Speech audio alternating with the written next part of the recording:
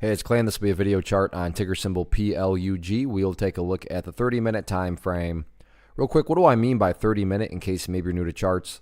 Instead of each one of these candlesticks here representing 1 day's worth of price action, which is what you would normally see, each one represents 30 minutes. So while this here may look like several days worth of time, it's actually today's price action broken down into 30-minute time slices.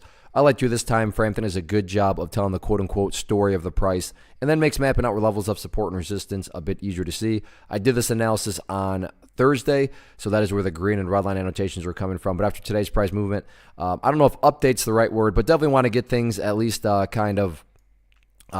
about, especially as far as the one dynamic I talked about quite a bit in Thursday's video was, the importance of this level down here holding. And I'm not going to go through all that. If you want to go back, you can just watch the video in the archive from March 7th. But the point here being that, and I realize this is not like some sort of revolutionary discovery, but the price didn't even come close to retesting that. In fact, the price really just entered into this tight little range here.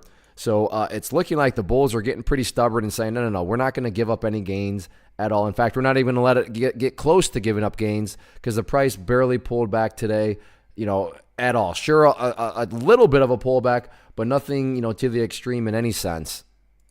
The other interesting dynamic was the final 30 minutes. Once more, from the reminder, each of these is 30 minutes. So you look at the final candlestick on the day, nice solid green candle. You look at the final volume bar down here representing the final 30 minutes on the day. So nice volume, nice green candle to end, well, given today's Friday, so not only end the day, but also end the week. And, maybe this is starting to ramp up for another potential breakout to the upside. What is that breakout point being defined as? That is that red line up there, resistance at right around $1.98. So, and don't get me wrong, though, and I really wish I could say trading was this easy. Just because volume increased the final 30 minutes and you got a nice little green candle, that does not mean that there's a guaranteed breakout occurring if only trading were that easy. But is it at least logical to wonder that? Yeah, of course it's logical. Whereas, if nothing at all happened, and there was no green candle, and that's somebody saying, hey, I wonder if a breakout's going to happen, why would you even question that? That would make no sense. But in this case, it does make sense. So not a guarantee, but it's at least a rational thing to throw out there. So we'll see what happens with it. But overall, the bulls are looking pretty stubborn after today in a good way,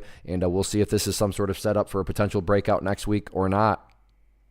One of the biggest questions I get is, hey Clay, how do you find the stocks that you trade? So what I've done is put together a free resource guide where I talk about the tools that I use to locate stocks that I find interesting and think may have potential. So if that sounds like something that could add value to you as a trader, then click on the image that is up on the screen right now and I will email you the guide. The guide itself is very short and to the point, and best part, it's completely free.